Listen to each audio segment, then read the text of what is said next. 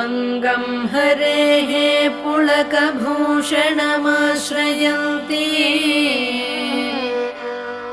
भृङ्गाङ्गनेव मुकुलाभरणं तमालम्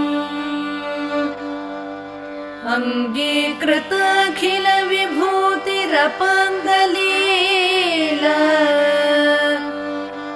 माङ्गल्यदास्तु मम मङ्गलदेवतायाः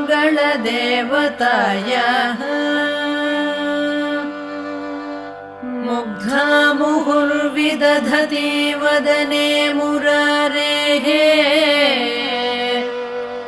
प्रेमत्रपा प्रणिहितानि गतागतानि मालादृशोर्मधुकरीव महोत्पलेया